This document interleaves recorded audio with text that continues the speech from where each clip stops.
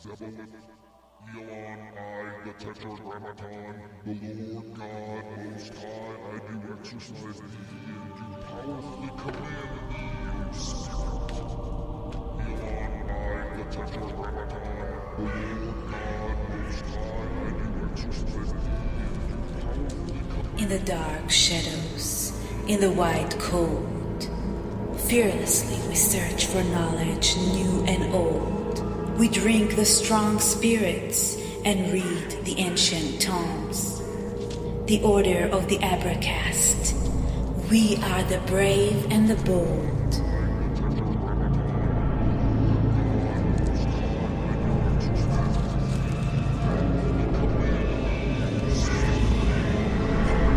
Occult, history, conspiracy, and violence.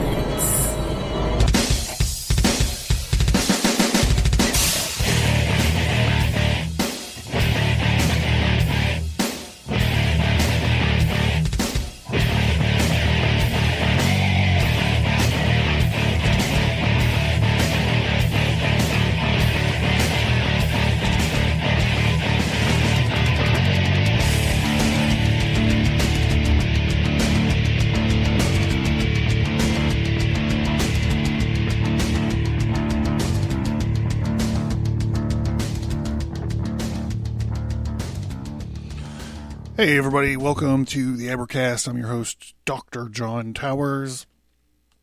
I have a couple of caveats here. I've already done this episode once, and I've already published it out there, and for some reason, there was something wrong with my setup. So I actually recorded the next episode already and published it, and I had the third one ready to go, and I started getting emails from listeners saying, hey, you might want to check out your audio. So I think it's quite obvious that the show doesn't get edited down too much. We kind of fly by the seat of our pants here. I mean, we have our material that we work off of, and all the editorializing and bullshitting is just kind of what it is, right? So, the tragedy, can you repeat the question? It was a fucking tragedy, is that these two episodes that got published were two kind of comeback episodes after a sort of long, unplanned hiatus. So, I now am in the position of apologizing for that hiatus again. The idea of that was, life just got on top of me and some stuff had to get moved around. And unfortunately, the podcast sort of paid the price a little bit. Always with the idea that when I get my time back, when these life situations we got sorted out, we would be making a return to the podcast. So, with that being said, there is the second round of apologies. And now I have to apologize for my equipment fuck up. I am in a constant state of changing, adapting, replacing things because of the needs of the podcast change a little bit. At one point in time, we were doing a lot of interviews. So I had this big soundboard, and I could run all kinds of min-max through it and multiple microphones and stuff. But recently we downshifted to a smaller, more compact, more kind of streamlined getup. And for some reason, after the hiatus, this getup wasn't cooperating with the computer I was using to record. Anyhow, whatever, blah, blah, blah. I feel like I got it straightened out now. So I want to issue an apology for that. So, with all that being said, I'm going to go through and I'm going to try to remember all the jokes I made the first time I recorded this. It's going to be impossible. So if you were one of the people that sat through all the glitching and dropping and robot voice, God love you, as Joe Biden would say, as pervy Uncle Joe would say. And, here, this is going to be a whole new experience, I guess.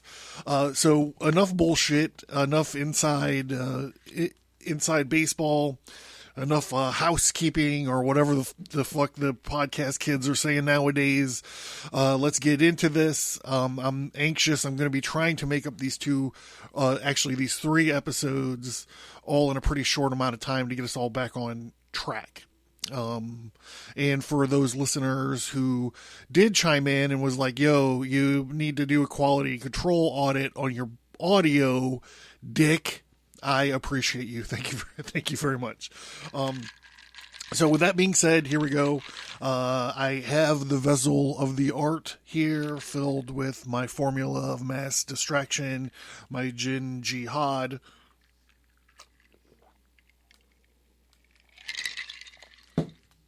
Let's get this party started. Oh, God. So we are going to be doing Moses, our continuation through Exodus. And if you recall the last Moses episode that survived, Moses had just received the 10 commandments. He's up on Mount Sinai. He's getting the 10 commandments and all of this stuff. So we are going to be working out of primarily Ginsburg's Legends of the Jews, like we do. You know how we do it. And I do have my trusty New International Version Red Letter Study Guide, which becomes invaluable in these situations. So let's just get caught up. Exodus 19:1. The giving of the law. In the 3rd month after the Israelites left Egypt, on the very day they came to the desert of Sinai, after they sent out from Rehidim, they entered the desert Sinai, and Israel camped there in the desert in front of the mountain. So here, I like to call these out as we find them, but this would be God, the God of the Israelites, as a mountain god. And then Moses went up to God, and the Lord called to him from the mountain and said, "This is what you are to say to the house of Jacob, and what you are to tell the people of Israel. You yourselves have seen what I did to Egypt, and now I carried you on eagle's wings and brought you to myself.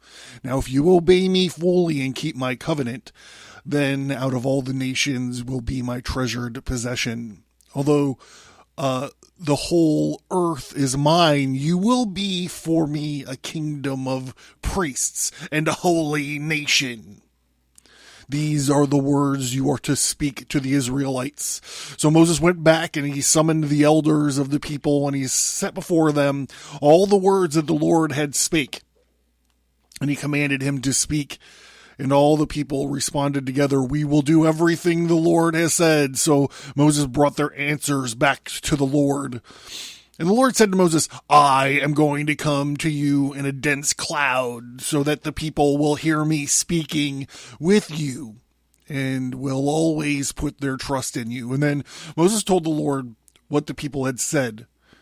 And the Lord said to Moses, "Go to the people and consecrate them today and tomorrow. Have them wash their clothes and be ready by the 3rd day, because on that day the Lord will come down on Mount Sinai in his sight of all the people." And he put limits on the people around the mountain and tell them, "Be careful that you do not go up the mountain or touch the foot of it. Whoever touches that mountain shall surely be put to death, but shall surely be stoned or shot with arrows. Not a hand is to be laid on him." Now that's interesting. "Whether man or animal shall not be permitted to live. Only when the ram's horn sounds a long blast may they go up the mountain." So this ram's horn business is, I believe, part of the astro-theological portion of this of the Bible, right? And I've talked about it. There, YouTube channels and podcasts and blah, blah, blah, blah, blah of people who talk about this astro-theological thing about how the stories in Torah and the Bible match up with the procession of the ages and this the astrological or the zodiacal symbols that rule the ages of the stories in which they're being told in. Actually, the reason that my latest graphic novel was called The Ages is because of this procession of the ages and these symbols that go into it. So it would have been like Leo would have been like the creation, right? And then like Gemini would be like Cain and Abel, and then Taurus would be like the Tower of Babel, and Aries would be like the Exodus. So we'll see in the next episode when we start talking about the bull god and all of this stuff. It's this backslide. So we're saying here when this ram's horn, which is a symbol for the age of Aries, sounds a long blast, they may go up this mountain. So when they come down the mountain, when Moses finally comes down the mountain, the Israelites have this bull idol that they're worshiping, and Moses freaks the fuck out. I don't want to get too far ahead of myself. I just wanted to call it out because they're clearly showing that we're in the sign of Aries right now, with the ram's horn and all this stuff, and Taurus is the predecessor. You see this in the New Testament as well when Jesus tells his followers, go to the next town and find the man with the water pitcher.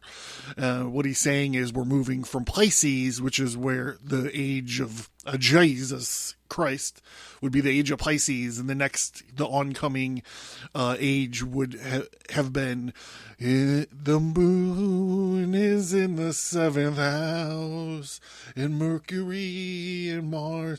It's the age of Aquarius. The age of Aquarius, the guy with the water pitcher. This is what Jesus is telling his people. So back to it. After Moses had gone down, like the only good Jane's Addiction song, in my opinion, after Moses says, coming down the mountain. Look, you get two awfully sung musical references back to back. So he came down the mountain to the people, he consecrated them, and they washed their clothes, and they said to the people, prepare yourselves for the third day and abstain from sexual relations. I think that is important, and we're going to, hopefully I'll remember that to talk about it when it comes up again, which I'm sure I will, because I don't want to say I think about it all the time. It's not like in a deviant, perverted way. On the morning of the third day, there was thunder and lightning with a thick cloud over the mountain. It's like fucking Ghostbusters. It's like the end of the real Ghostbusters movie. And a very loud trumpet blast, and everyone in the camp trembled. And then Moses led people out of the camp to meet with God, and they stood at the foot of the mountain. Mount Sinai was covered with smoke because the Lord descended on it in fire. Then the smoke billowed up like the smoke from a furnace, and the whole mountain trembled violently, and the sound of the trumpet grew louder and louder. And Moses spoke, and the voice of God answered him. The Lord descended to the top of Mount Sinai and called Moses to the top of the mountain. So Moses went up, and the Lord said to him, go down and warn the people so that they do not force their way through to see. And the Lord and many of them perish. Even the priests who approach the Lord must consecrate themselves, or the Lord will break out against them. Moses said to the Lord, the people cannot come up to Mount Sinai because you yourself warned us to put limits around the mountain and to set it apart as holy. And the Lord replied, go down and bring Aaron up with you, put the priests and the people, but they must not force their way through, or he will break out against them. Moses then went down to the people and told them, God spoke all of these words. So he lays out the 10 commandments. I'm going to jump from my red letter to the Legend of the Jews at this point.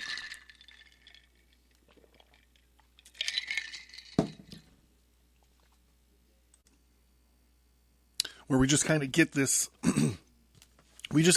explanation of the Ten Commandments here in this section called the unity of the Ten Commandments. The Ten Commandments are so closely interwoven that the breaking of one leads to the breaking of another.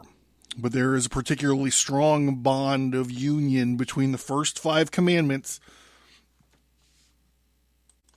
which are written on one table, and the last 5, which were written on the other table. The first commandment, I am the Lord thy God, corresponds to the 6th, thou shalt not kill. For the murderer slays the image of God. The 2nd, thou shalt have no strange gods before me, corresponds to the 7th, thou shalt not commit adultery, for conjugal faithlessness is as grave a sin as idolatry, which is a faithlessness to God. The 3rd commandment, thou shalt not take the name of the Lord in vain, corresponds to the 8th, thou shalt not steal, for the theft leads to false oath. The 4th commandment, remember the Sabbath day and keep it holy, corresponds to the 9th, thou shalt not bear false witness against thy neighbor, for he who bears false witness against his neighbor commits as grave a sin as if he had borne false witness against God, saying that he had not created the world in 6 days and rested on the 7th, the Sabbath. The 5th commandment, honor thy father and thy mother, corresponds to the 10th. Covet not thy neighbor's wife. For one who indulges this lust produces children who will not honor their true father, but will consider a stranger their father. The 10 Commandments, which God revealed on Mount Sinai, corresponds in their character to the 10 words in which he had made use at the creation of the world.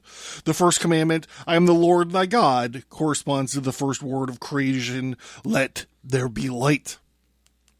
For God is the eternal light. The second commandment, thou shalt have no strange gods before me, corresponds to the second word. Let there be firmament in the midst of the waters, and let it divide the waters from the waters. For God said, choose between me and these idols, between me, the fountain of living waters, and the idols, the stagnant waters. The third commandment, thou shalt not take the name of thy God in vain, corresponds to the word, let the waters be gathered together. For as little as water can be gathered in a cracked vessel, so can a man maintain his possession, which he has obtained through false oaths. The fourth commandment, remember to keep the Sabbath holy, corresponds to the word, let the earth bring forth grass. For he who truly observes the Sabbath will receive good things from God, without having to labor for them, just as the earth produces grass that need not be sown.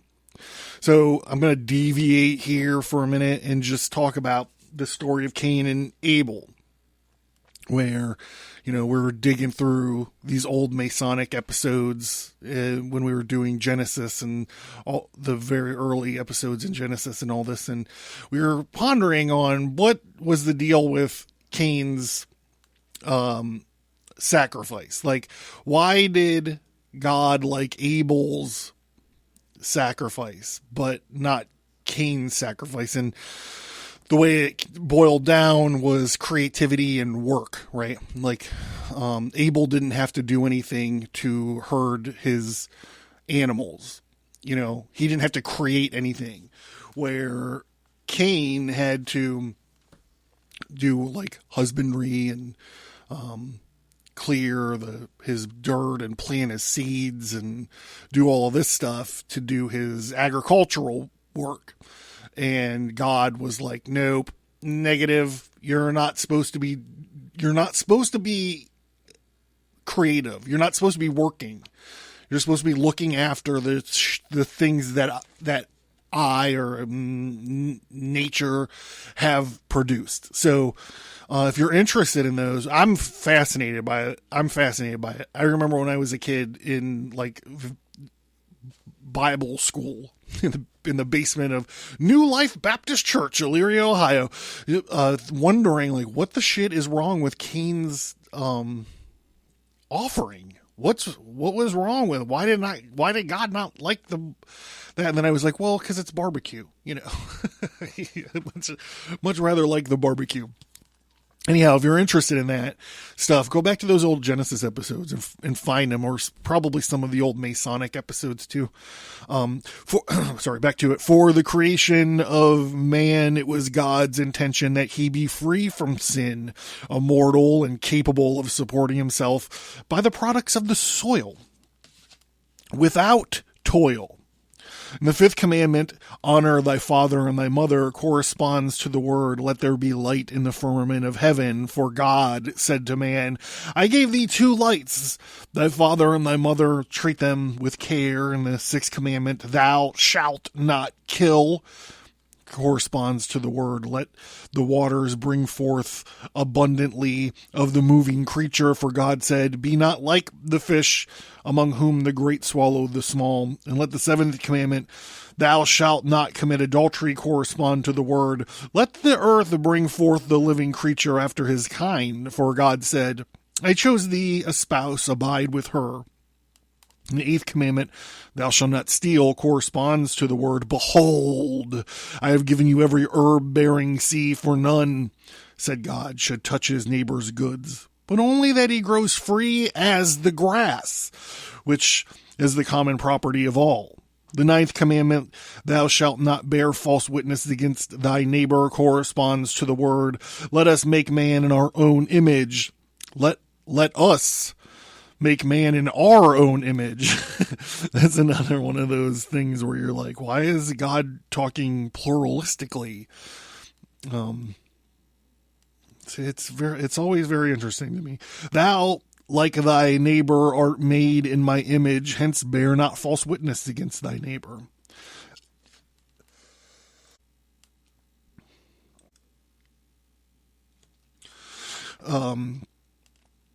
That corresponds to the 10th word of creation. It is not good for man to be alone, for God said, I created thee a spouse, and let not one among ye covet his neighbor's wife.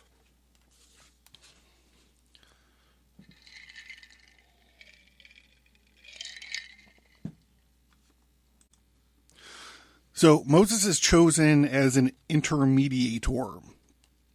After Israel had heard the 10 commandments, they supposed that God would on this occasion reveal to them the rest of the Torah.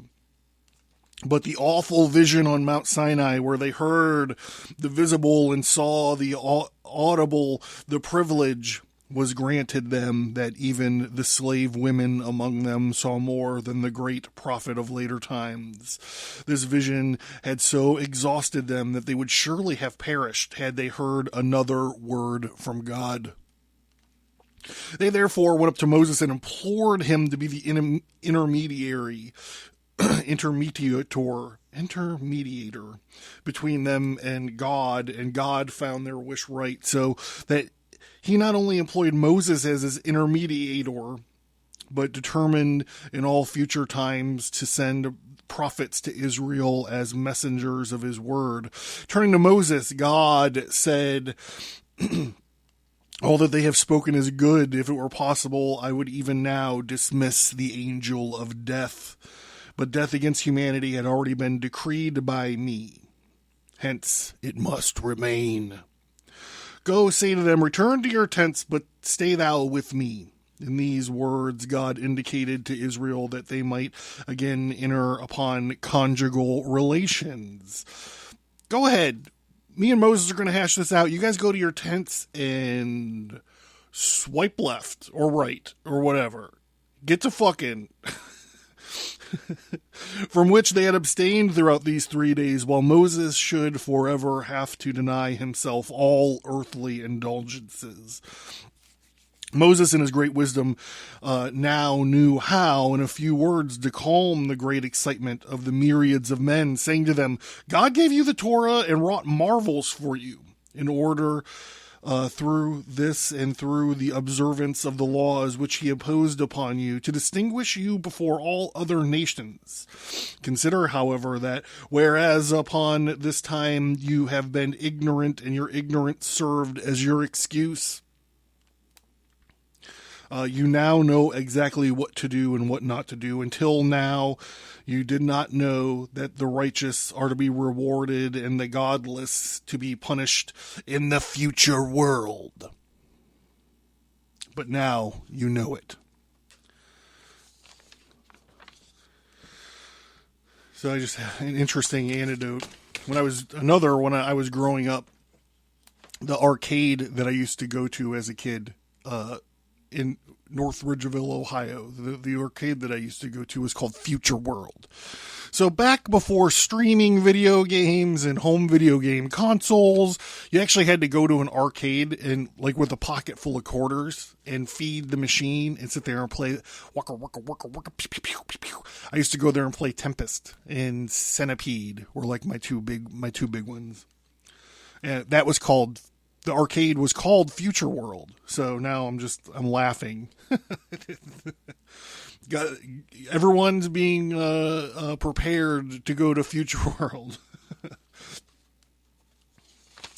As long as you will have a feeling of shame, you will not lightly commit sins. Hereupon the people withdrew 12 miles from Mount Sinai while Moses stepped quite close before the Lord.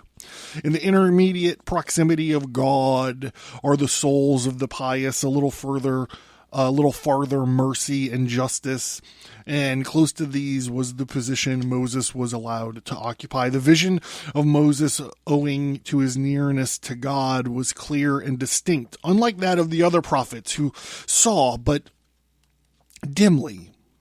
He is furthermore distinguished from all the other prophets that he was conscious of his prophetic revelations.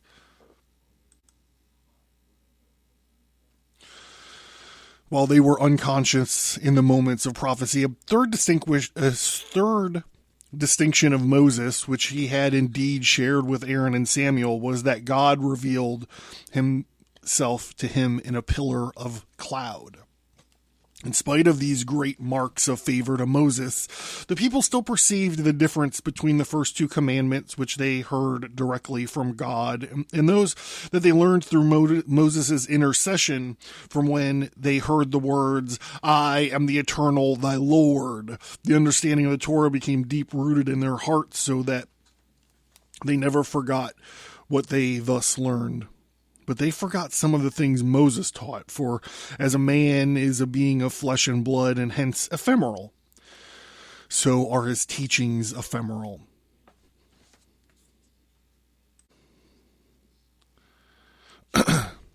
Himself once more firm in our hearts as before, and Moses answered, "But it will come to pass in the future world." Waka waka waka waka waka. Into their inward parts and write it into their hearts. Israel had another reason for regretting the choice of the intermediator between themselves and God. When they heard the second commandment, "Thou shalt have no strange gods besides me," the evil impulse was torn from their hearts. But as soon as they requested Moses to intercede for them, the evil impulses set in once more in its old place. In vain, however, did they plead with Moses to restore the former direct communications between them and God so that the evil impulse might be taken from them. For he said, "It is no longer possible now, but in the future world he will take it out of your flesh, the stony heart." Although Israel had now heard only the first two commandments directly from God, still the divine apparition had an enormous influence upon this generation. Never in the course of their lives was any physical impurity heard of among them, nor did any vermin succeed in infesting their bodies, and when they died, their corpses remained free from worms and insects.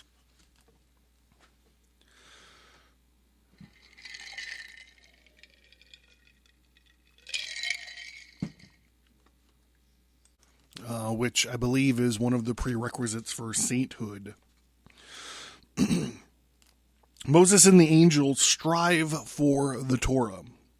On the day which God revealed himself on Mount Sinai was twice as long as ordinary days. For that other day the sun did not set, a miracle that was 4 times more repeated for Moses' sake. When the long day had drawn to its close, Moses ascended the holy mountain, where he spent a week to rid himself from all mortal impurity, so that he may betake himself to God and to heaven. And at the end of his preparations, God called to him to come to him. Then a cloud appeared and lay down before him, but he knew not where to ride upon it or merely hold fast to it. So this thing about God stretching out the days is just like, in some aspects he's a mountain god, in some aspects he's a god of time, which we just see this. He's just making the days longer and longer. Then suddenly the mouth of the cloud flew open, and he entered into it and walked about into the firmament as a man walks about on earth. And he met Kemuel the porter, the angel who is in charge of 12,000 angels of destruction who are posted at the portals of the firmament. And he spoke harshly to Moses, saying, "What dost thou here, son of Amram, on this spot belonging to the angels of fire?" And Moses answered, "Not of my own impulse do I come here, but with the permission of the Holy One to receive the Torah and bear it down to Israel." As Kemuel did not want to let him pass, Moses struck him and destroyed him out of the world, whereupon he went on his way until the angel Hadarnael came along. This angel is 60 myriads of parsangs taller than his fellows, and at every word that passes out of his mouth issue 12,000 fiery lightning flashes. When he beheld Moses, he roared to him, "What dost thou here, son of Amram, here on the spot of the holy and the high?" And when Moses heard his voice, he grew exceedingly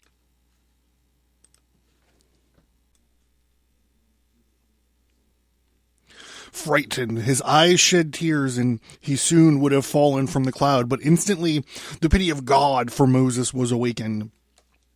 And he said to Hadarniel, "You angels have been quarrelsome since the day I created you. In that beginning, when I wanted to create Adam, you raised complaints before me and said, 'What is a man that you are mindful of him?' And my wrath was kindled against you, and I burned scores of you with my little finger. Now again you commence strife with the faithful one of my house, whom I've had bidden to come up here to receive the Torah and to carry it down to my chosen children of Israel. Although you know that if Israel did not receive the Torah, you would no longer be permitted to dwell in heaven." When Hadarniel heard this, he quickly said to the Lord, "O Lord of the world, it is manifest and clear to thee that I was not aware that he came hither with thy permission. But since I know it, I will be his messenger and go before him as a disciple before his master." And Hadarniel hereupon, in a humble attitude, ran before Moses as a disciple before his master until he reached the fire of Sandelphon. When he spoke to Moses, saying, "Go, turn about, for I may not stay in this spot, or the fire of Sandelphon would scorch me." Couple quick things. One, is this Sandelphon character. So we've talked about Metatron and the Book of Enoch in some of those old Metatron and the Book of Enoch episodes in the Genesis series. Sandelphon is kind of like a twin of Metatron. It's a different patriarch that's in there. That's in the Metatron power armor, but the armor, like the armor and the powers are the same, according to Jewish legends. The other thing is this whole bit here reminds me of the t-shirt that's available on Abracast.com called the "Fear Not and Be Not Afraid, Saith Metatron" shirt, which is a pretty cool pretty cool shirt. I'm not the first one to make an angel look like Jack Kirby's Celestial or anything like that, but I am pretty good at it.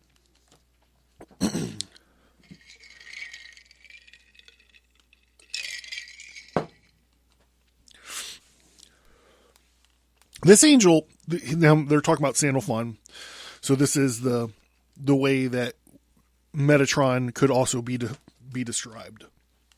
You know, Metatron is famously like the most powerful archangel there is, period. Like he's it. He also appears in a couple of my graphic novels. So this angel towers above his fellows by so great a height that it would take 500 years to cross over it. He stands behind the divine throne and binds garlands for his Lord. Sandelphon does not know the abiding spot of the Lord either, so that he might set a crown on his head, but he charms the crown so that it rises off its own accord until it reposes on the head of the Lord. As soon as Sandelphon bids the crown rise, the host on high tremble and shake, and the holy animals burst into paeans, and the holy seraphim roar like lions. And what do they say? We know. What do they say? Holy, holy, holy is the Lord of hosts. The whole earth is full of his glory. When the crown has reached the throne of glory, the wheels of the throne are instantly set in motion, and the foundations of its footstools tremble, and all the heavens are seized with trembling and horror. As soon as the crown now passes the throne of glory, the two settle upon its place, and the heavenly hosts open their mouth, saying, "Praised be the glory of the Eternal from his place." And when the crown has reached its destination, all the holy animals, the Sephirim, the wheels, and the throne, and all the hosts on high, the cherubim, and the Hashemlium, speak in its own accord, "The Eternal King, the Eternal was King, the Eternal will be King in all eternity."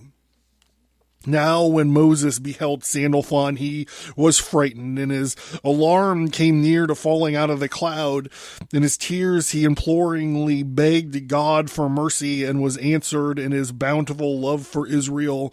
And he himself descended from the throne of his glory, and stood before Moses until they had passed the flames of Sandelphon. And after Moses had passed the flames of Sandelphon, he ran across Rigion, the stream of fire, the coals of which burn the angels who dip into them every morning and are burned and then rise anew.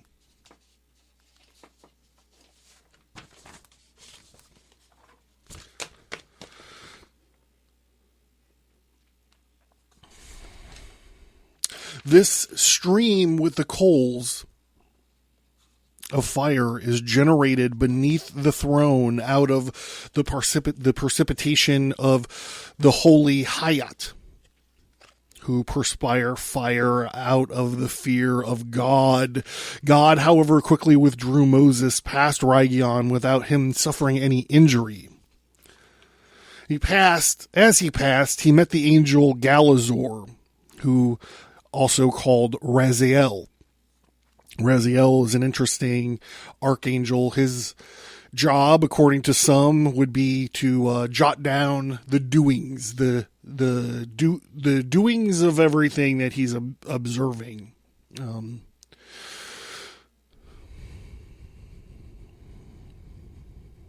Okay, he it is who reveals the teachings to his maker. It makes known the world what is decreed by God, for he stands behind the curtains that are drawn before the throne, and he sees and hears everything. Elijah on Horeb hears that which Raziel calls down into the world, and he passes his knowledge on.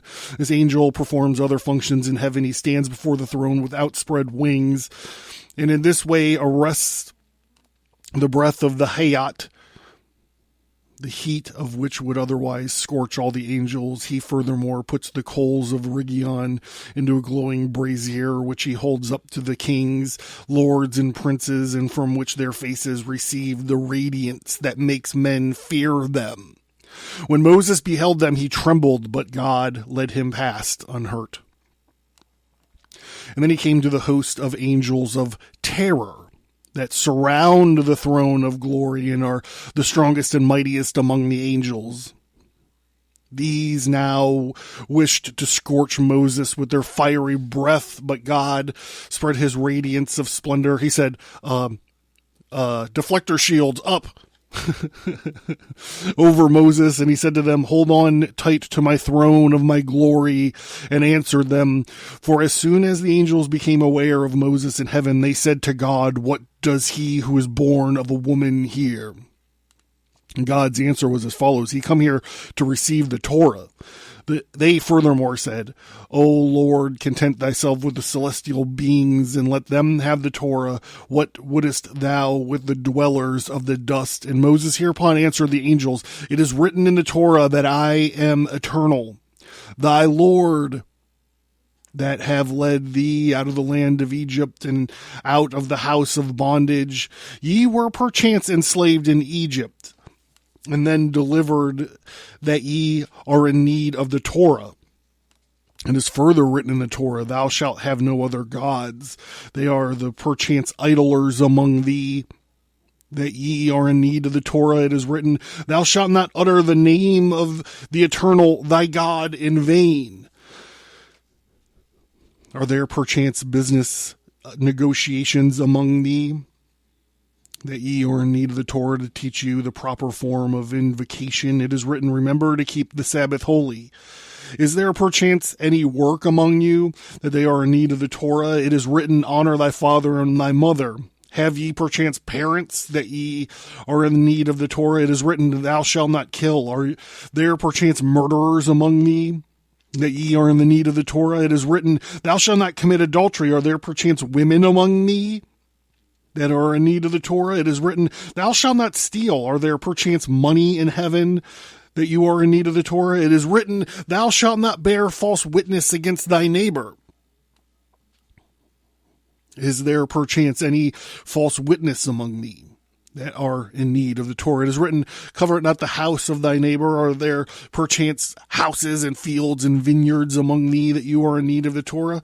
The angels hereupon relinquished their opposition to the delivering of the Torah into the hands of Israel, and acknowledged that God was right to reveal it to mankind, saying, eternal our Lord, how excellent is thy name in all the earth, who has set thy glory upon the heavens. So this is interesting. This is a neat little kind of like legal drama or logic sort of debate going on. And it's pretty interesting the way they turned it on these crazy angels. Moses now stayed for 40 days in heaven to learn the Torah from God, but when he started to descend and beheld the host of the angels of terror, the angels of trembling, the angels of quaking, and the angels of horror, even though his fear, he forgot all that he had learned, and for this reason God called to the angel Yephiah, the prince of the Torah, who handed over to Moses the Torah, ordered in all things and sure. And the other angels too became his friends. And each bestowed upon him a remedy as well as the secret of the holy names, as they are contained in the Torah, and as they are applied. Even the angel of death gave him a remedy against death, the applications of the holy names, which the angels through Yephiah, the prince of the Torah, and Metatron, the prince of the face, taught him. Moses passed on to the high priest Eleazar, who passed to him his son Phinehas, who's also known as Elijah. So here we go. Moses is about to receive the Torah. Okay, I am your host, John Towers, and this has been the Abracast. Check out Abracast.com. Check out the t-shirts, the one that I was talking about earlier, the Fear not and beeth not afraid, saith Metatron. It's a cool one. And check out the tarot cards and the comic books and all that good stuff. I'll let Hilla tell you the rest. Thank you for listening, and we hope that you enjoyed the show. Please send an email or find us on social media and let us know what you think about the show. We would appreciate it if you would give us a 5-star rate and review wherever you find your favorite podcasts. You can find Stigmata Studios, graphic, novels, and comic books at Abracast.com. Welcome to the Red Archive. Get access to over 50 hours of archived episodes, more bonus audio, additional exclusive content. All this for only $1 a month. Find the link to the Red Archive at Abracast.com.